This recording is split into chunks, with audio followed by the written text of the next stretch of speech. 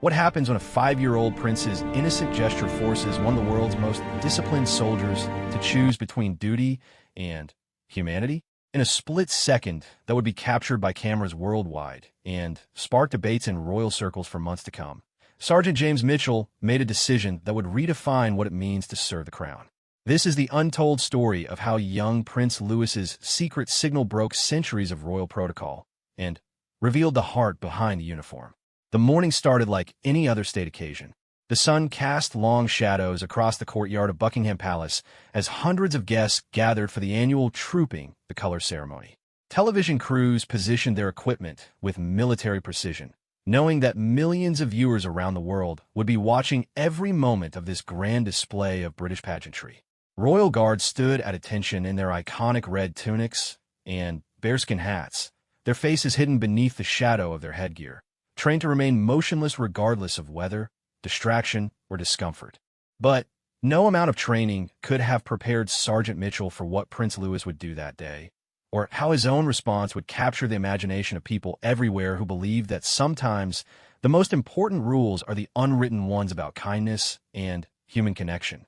Sergeant James Mitchell had been a member of the Queen's Guard for 12 years, and in all that time, he had never once broken protocol.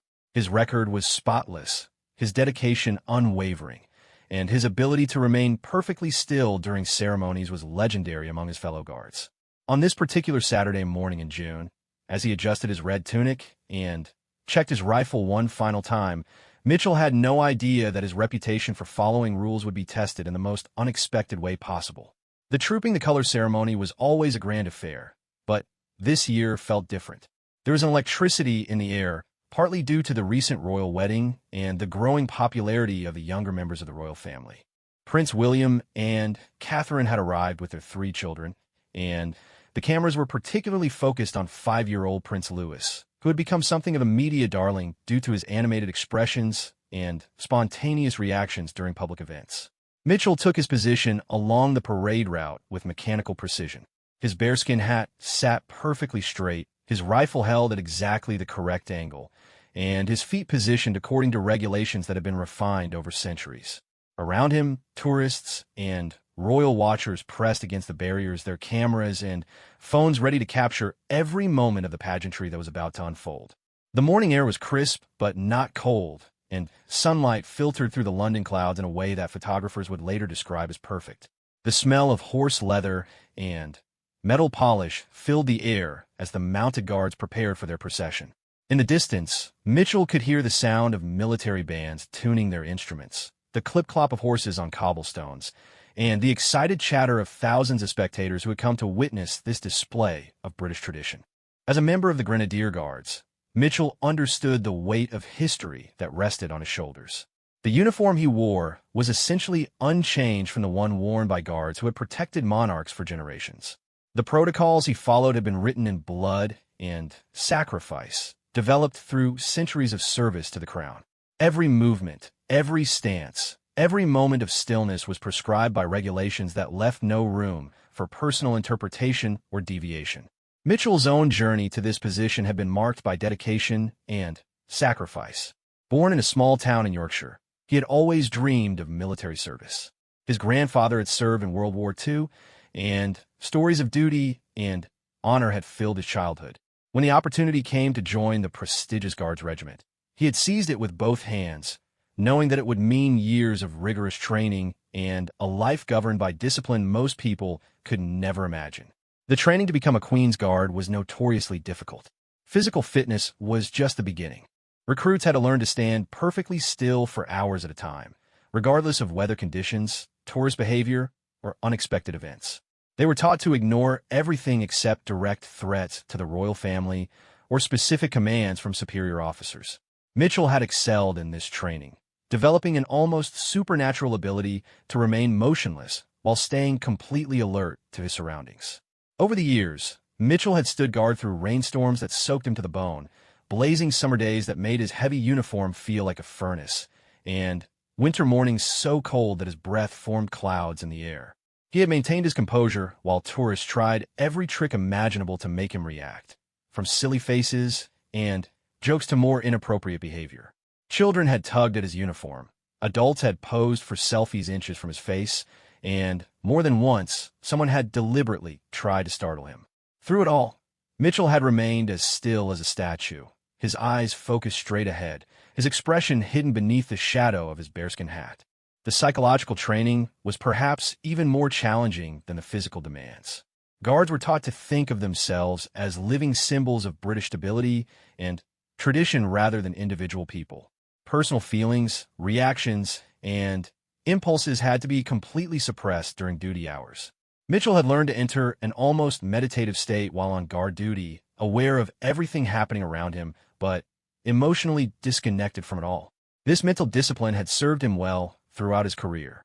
He had been present during state visits by foreign dignitaries, royal weddings, funerals, and countless ceremonial occasions.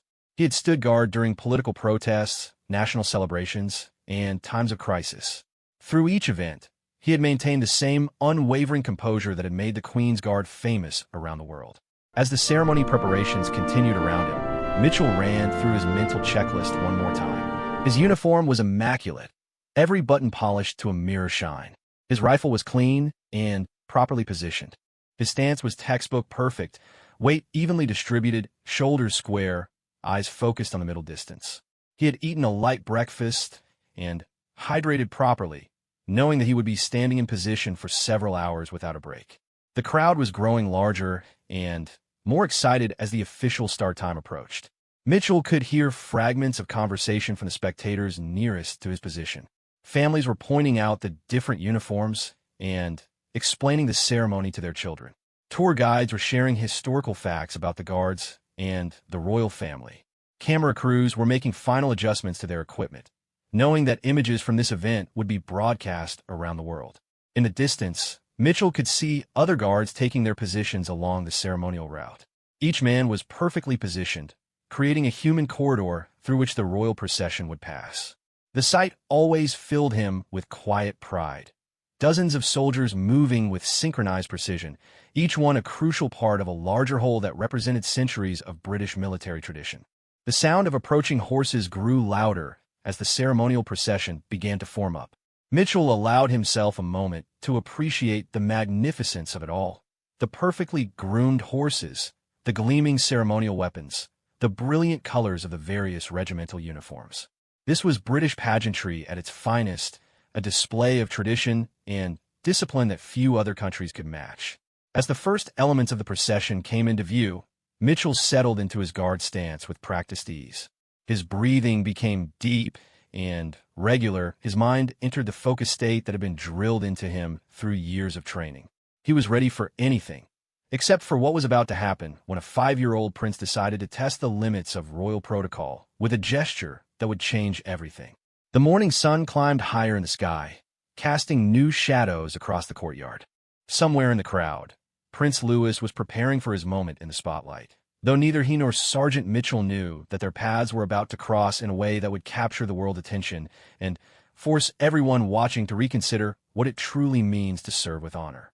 Prince Louis Alexander Arthur Charles had always been fascinated by the soldiers who stood so perfectly still around the palace.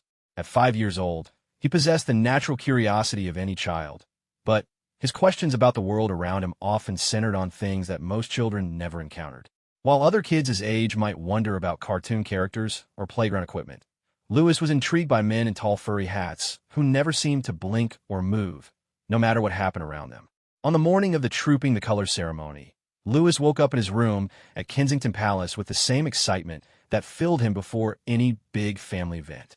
His nanny had laid out his formal outfit the night before, a miniature version of the naval uniform that his father often wore to ceremonial occasions. Louis loved the brass buttons and the way the fabric felt crisp and important against his skin. When he wore clothes like this, he felt more grown-up, more like the prince that everyone said he was, though he still didn't fully understand what that meant. Getting dressed for royal events was always an adventure for Louis. There were so many rules about how everything had to look perfect, how he had to sit and stand and wave. His mother, Catherine, was endlessly patient as she helped him with the more complicated parts of his outfit, explaining each piece and why it was important. She had a way of making even the most formal occasions feel like a game, turning protocol lessons into stories about brave soldiers and important traditions. During breakfast, Lewis noticed that his parents seemed more serious than usual. There were extra people bustling around the palace, and he could hear the sound of vehicles arriving and leaving outside. His father, Prince William, checked his watch frequently and spoke in quiet tones with various officials who appeared at regular intervals. Lewis understood that this day was important, though the specific details of why remained somewhat mysterious to his young mind.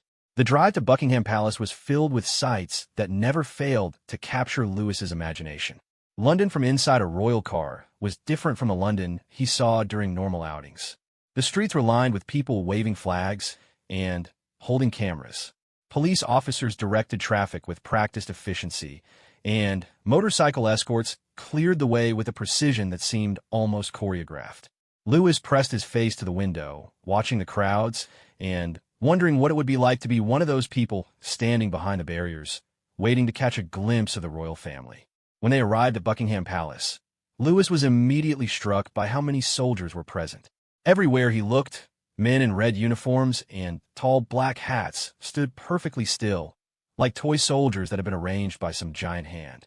He had seen these guards many times before, but something about seeing so many of them together made him more curious than ever about what made them so different from regular people.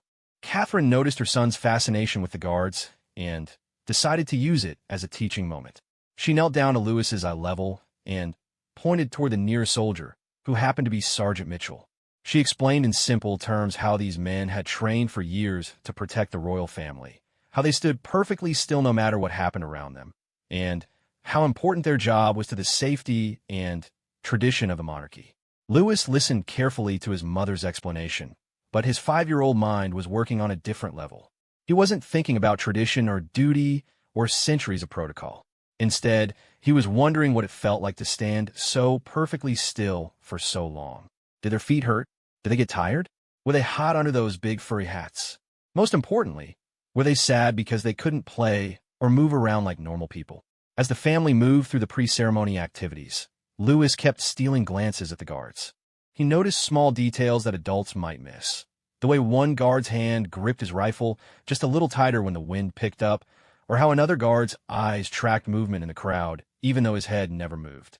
To Lewis, these tiny signs of humanity made the guards seem less like statues and more like real people who were choosing to be very, very still. The ceremony itself was a blur of colors, sounds, and movement for Lewis.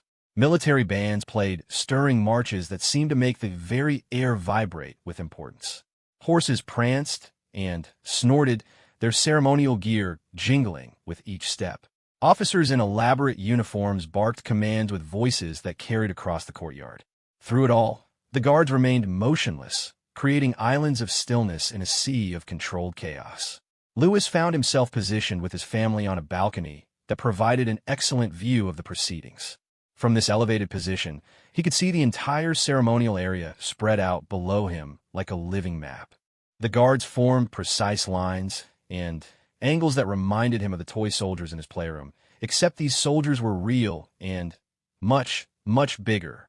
As the ceremony progressed, Lewis's attention began to wander in the way that young children's minds naturally do during long formal events.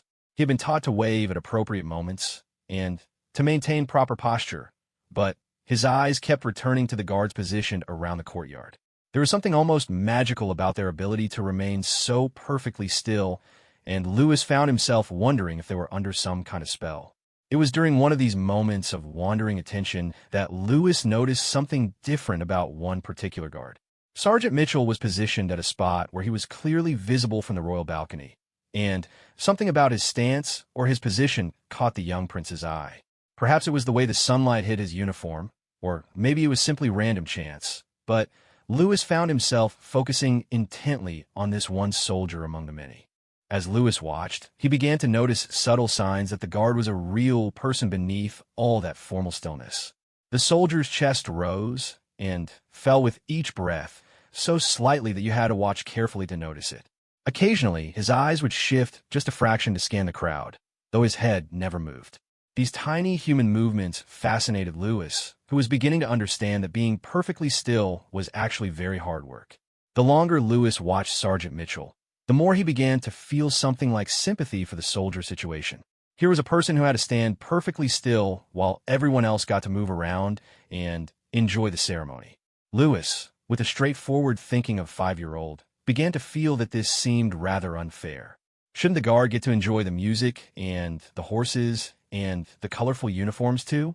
It was this feeling of sympathy, combined with his natural childish impulse to connect with others, that began to form an idea in Lewis's young mind. He didn't fully understand the rules about protocol or the importance of maintaining dignity during state occasions. What he understood was that there was a person standing very still who might appreciate a friendly gesture, even if he couldn't respond to it. Lewis began to watch for the right moment, though he couldn't have articulated what he was waiting for. His instincts told him that timing would be important, that whatever gesture he made would need to happen when people were paying attention, but not too much attention. He was developing a plan, though like most 5-year-old plans, it was based more on feeling than on logic. The ceremony continued around him, and Lewis dutifully participated when required.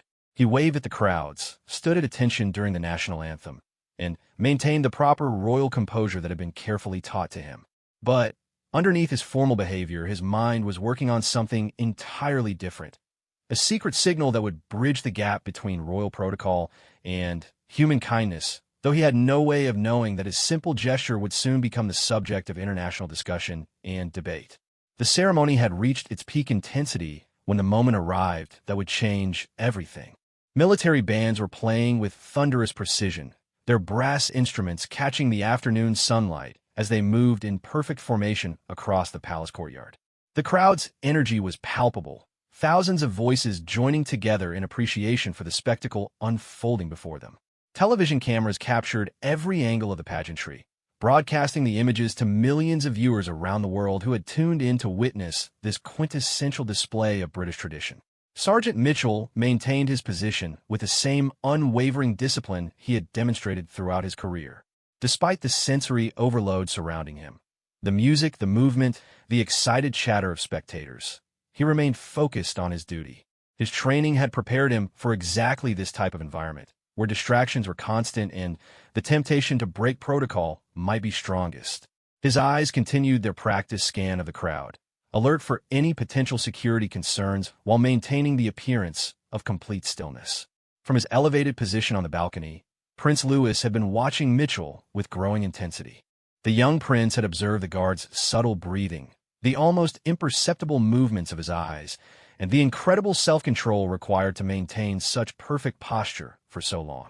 In Lewis's 5-year-old mind, a plan had been forming, simple, innocent, but potentially revolutionary in its implications for centuries of royal protocol. The turning point came during a brief lull in the ceremony, one of those moments when the bands were repositioning and the crowd's attention was momentarily scattered. Lewis saw his opportunity and acted on pure instinct, driven by the same impulse that leads children everywhere to reach out and connect with others, regardless of social boundaries or formal restrictions. What Prince Louis did next was so unexpected, so completely outside the realm of normal royal behavior, that it took several seconds for anyone to process what they were witnessing.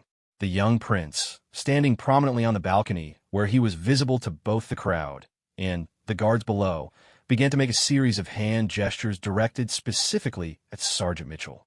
They weren't random movements or typical royal waves. These were deliberate, playful signals that seemed designed to get the guard attention and perhaps make him smile. Louis started by pointing directly at Mitchell, making sure the guard knew the gestures were intended for him specifically.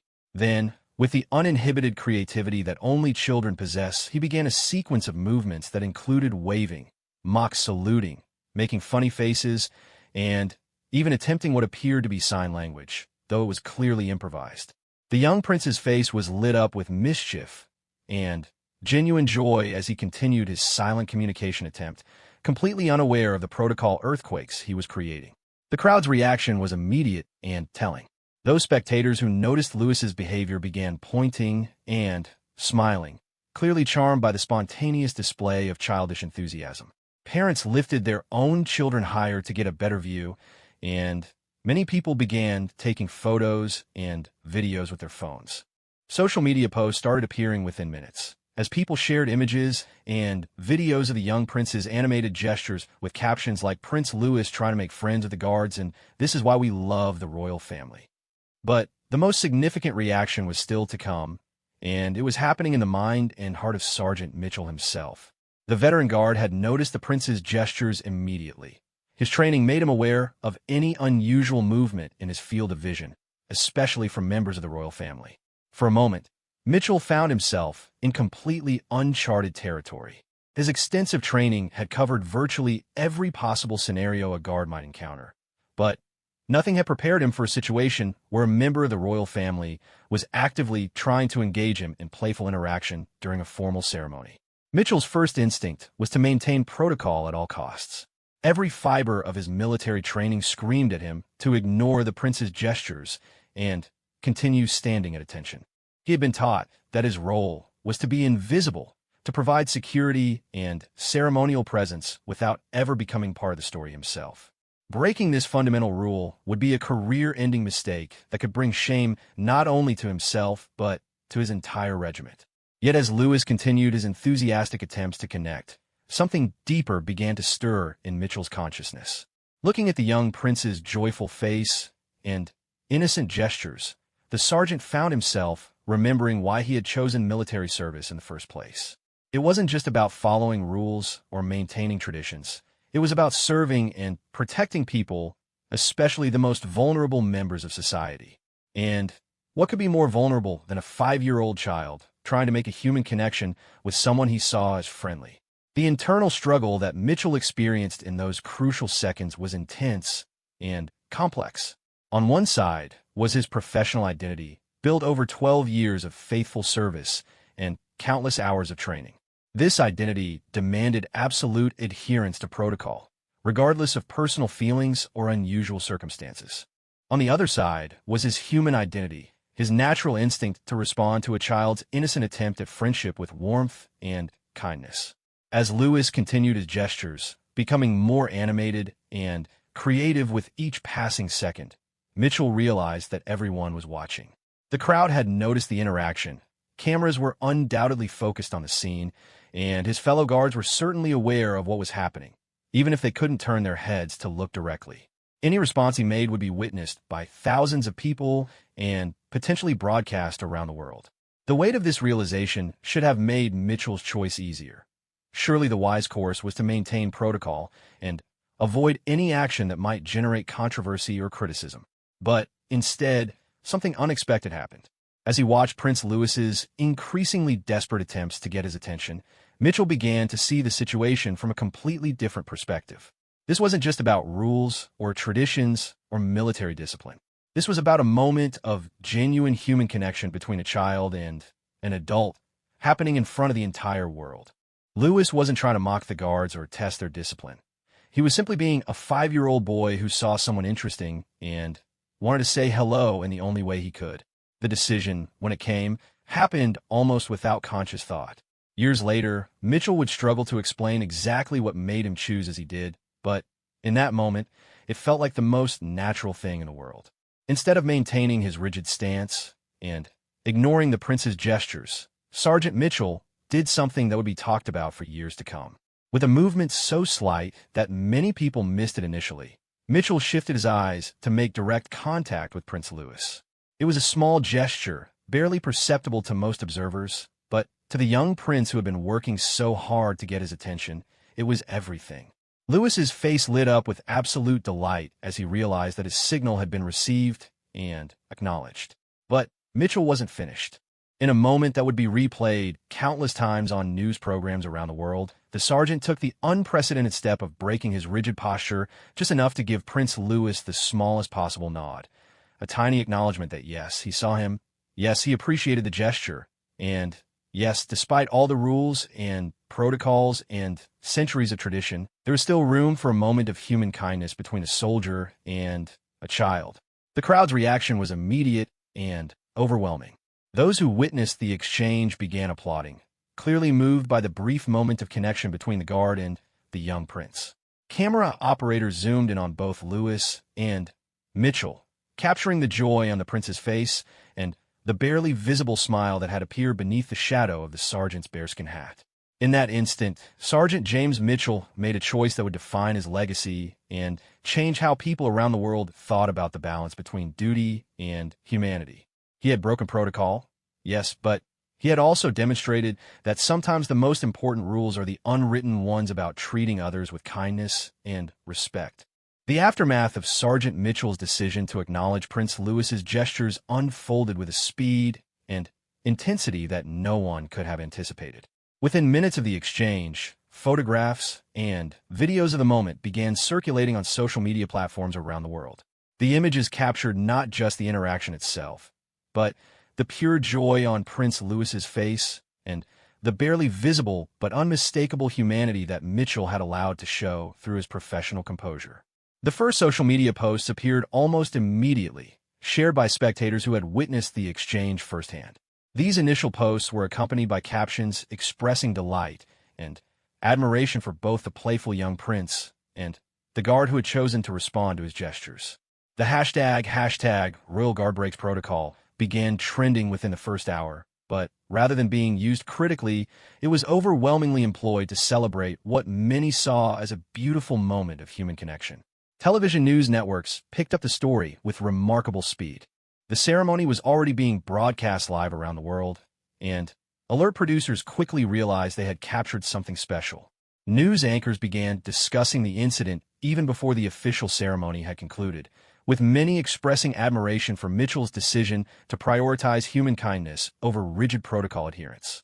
The BBC's royal correspondent, who had been covering such events for over 2 decades, called it perhaps the most heartwarming breach of protocol in the modern history of the monarchy. Other international news outlets were equally positive in their coverage, with many framing the story as evidence of the royal family's ability to maintain tradition while still embracing spontaneity and genuine human moments. Back at Buckingham Palace, the immediate reaction among palace officials was more complex. The private secretary to the Queen received word of the incident within minutes and found himself facing a completely unprecedented situation. Protocol breaches by guards typically resulted in immediate disciplinary action, but this was clearly different. The overwhelming public reaction was positive. The royal family members present had seemed pleased rather than offended, and the guard in question had acted from obvious good intentions rather than any desire to cause disruption. Prince William and Catherine's response to their son's behavior, and the guard's reaction was telling. Rather than expressing concern about protocol violations, both parents seemed genuinely touched by the exchange. Catherine was overheard telling a palace aide that she was proud of Louis for being so naturally friendly, and that she thought the guard had handled the situation beautifully. William, meanwhile, made a point of asking for the guard's name and service record, though he didn't explain his intentions to the staff members present. The Queen herself, who at 96 had witnessed countless breaches of protocol, both large and small, reportedly smiled when informed of the incident. Her Majesty's exact words were not recorded, but several sources later confirmed that she expressed approval of both her great-grandson's spontaneous friendliness and the guard's compassionate response. This royal approval effectively ended any possibility of disciplinary action against Mitchell and instead transformed the incident from a potential career-ending mistake into a moment of distinction. As news of the story spread internationally, the response from military communities around the world was particularly interesting. Veteran soldiers and active duty personnel began sharing their own thoughts on social media, with many expressing admiration for Mitchell's decision to balance protocol with human decency. A retired United States Marine posted a widely shared comment stating, "True military bearing isn't about being a robot. It's about knowing when to bend the rules in service of something more important than the rules themselves." The British Army's official response came carefully and diplomatically. While reaffirming the importance of protocol and discipline, military spokespeople also emphasized that guards are trained to use judgment in unusual situations. The statement walked a careful line between maintaining institutional authority and acknowledging that Mitchell's actions have been both understandable and ultimately positive in their impact. International media coverage of the story revealed interesting cultural differences in how the incident was interpreted. European news outlets generally focused on the charming interaction between the child and the soldier, viewing it as evidence of healthy human values persisting within formal institutions. American media tended to frame the story in terms of individual choice and the courage required to do what felt right rather than what was expected. Asian news services often emphasize a respect shown by both parties. Lewis's respectful attempt to connect and Mitchell's respectful response. The story resonated particularly strongly with parents around the world, many of whom saw their own children's spontaneous friendliness reflected in Prince Lewis's behavior. Parenting blogs and family websites picked up the story, using it as an example of how children's natural kindness could inspire adults to reconsider their own adherence to social conventions. Many parents shared stories of their own children's attempts to connect with people in formal or professional situations, drawing parallels to Lewis's innocent gestures toward the guard. Social media analysis showed that the story had achieved something increasingly rare in the modern digital landscape: genuinely positive engagement across political and cultural boundaries.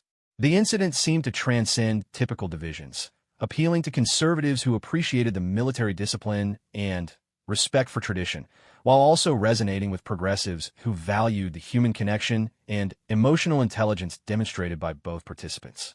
Professional photographers who had been covering the ceremony found themselves with images that would become iconic.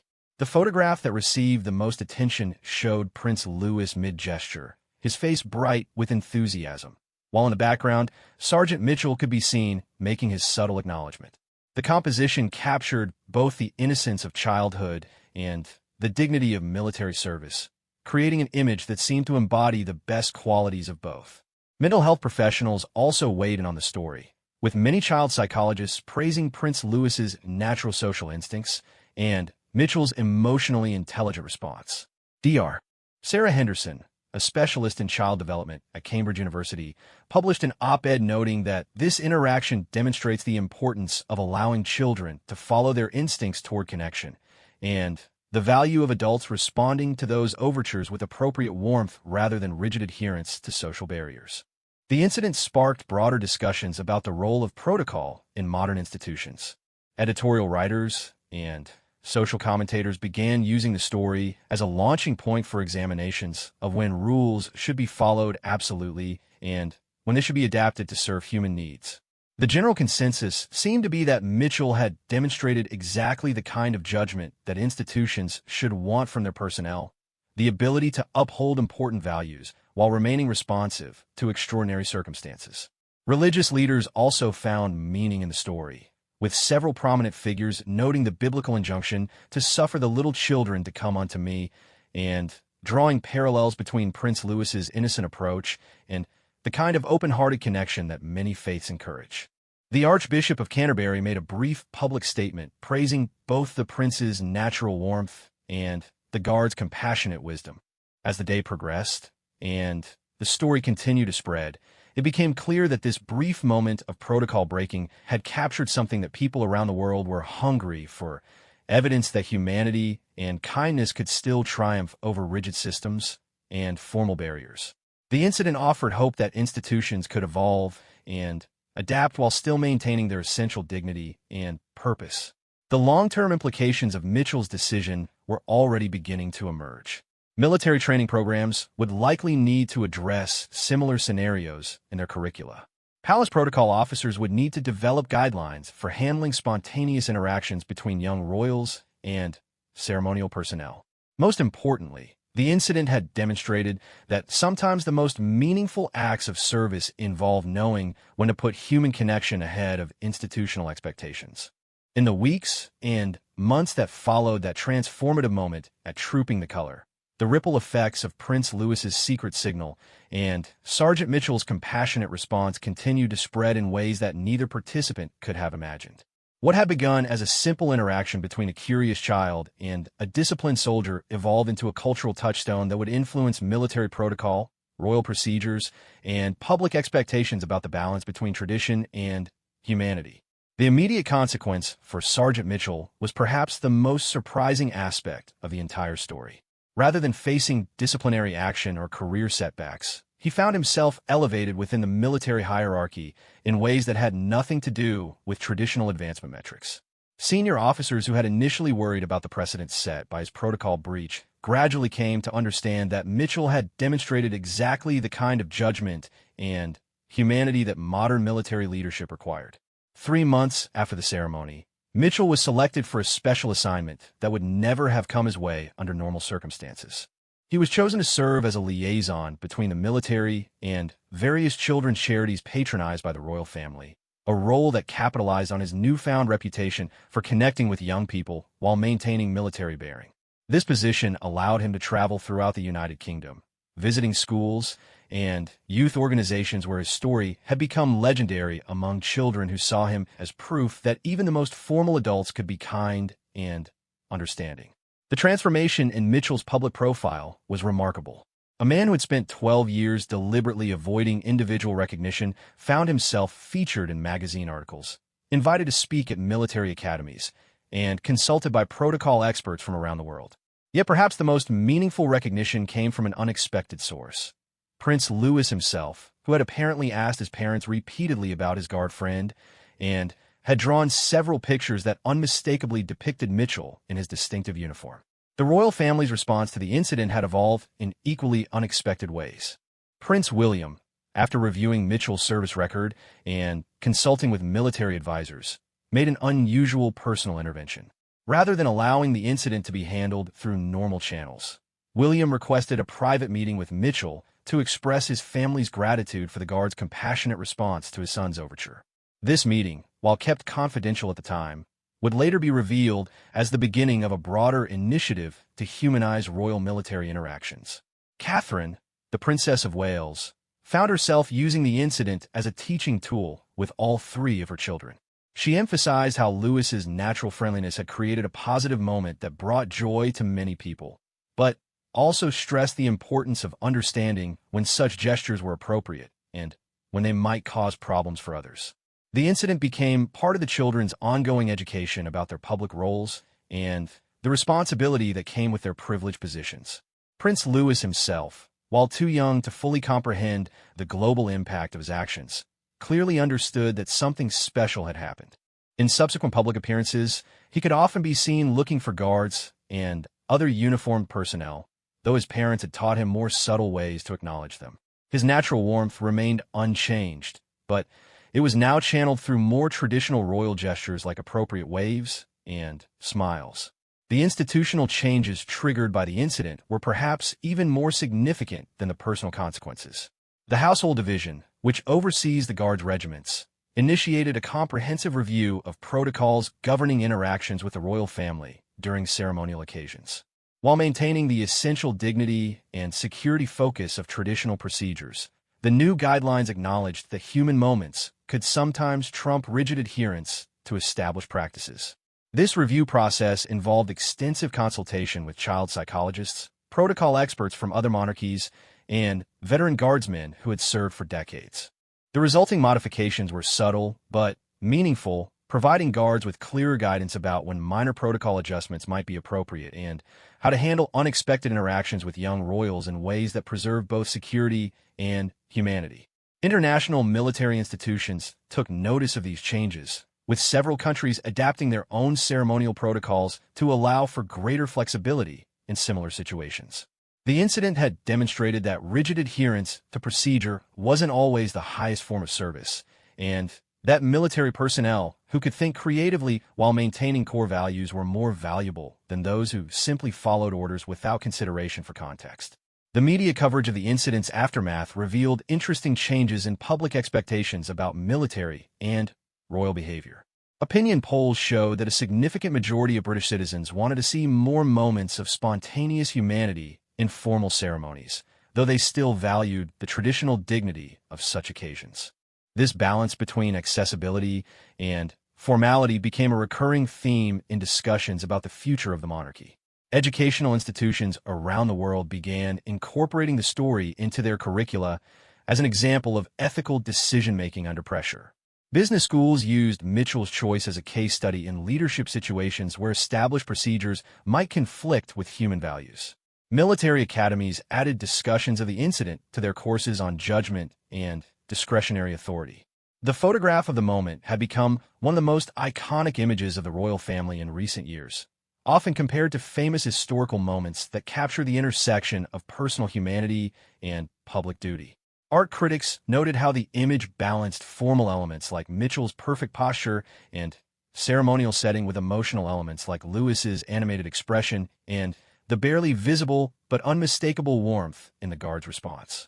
Child development experts continued to cite the incident in their research about how young people learn to navigate social boundaries. Prince Lewis's instinctive attempt to connect with someone he perceived as interesting demonstrated healthy social development, while Mitchell's response showed how adults could validate children's social overtures without abandoning appropriate boundaries. The story had also influenced broader conversations about mental health and emotional intelligence in high-pressure professions. Military psychologists began incorporating discussions about emotional flexibility into training programs, recognizing that the ability to respond appropriately to human moments could be just as important as the ability to follow orders precisely. 12 months after the incident, an unexpected development occurred that would cap off the story in a way that no one could have predicted. Prince William, acting with his grandmother's approval, announced that Sergeant Mitchell would receive a special commendation recognizing his exceptional judgment in balancing military discipline with human compassion. The ceremony, held at Windsor Castle, was attended by Lewis and his siblings, creating an opportunity for the young prince to finally meet his guard friend in a setting where conversation was actually permitted.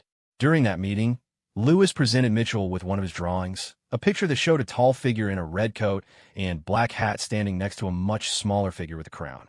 The drawing included dozens of small hearts floating between the two figures, Lewis's 5-year-old artistic representation of the friendship he felt had developed between them.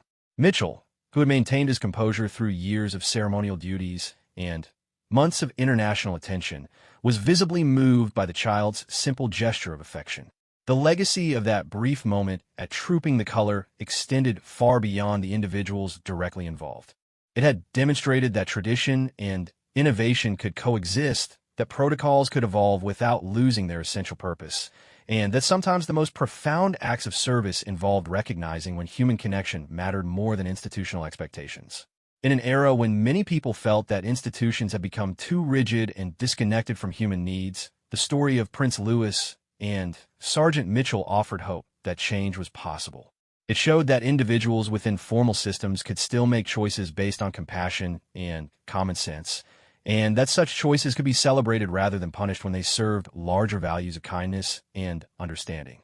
Years later, when historians would look back on this period of the monarchy's evolution, many would point to this incident as a turning point, a moment when the royal family demonstrated that they could maintain their dignity and tradition while still embracing the spontaneous humanity that made them relatable to people around the world.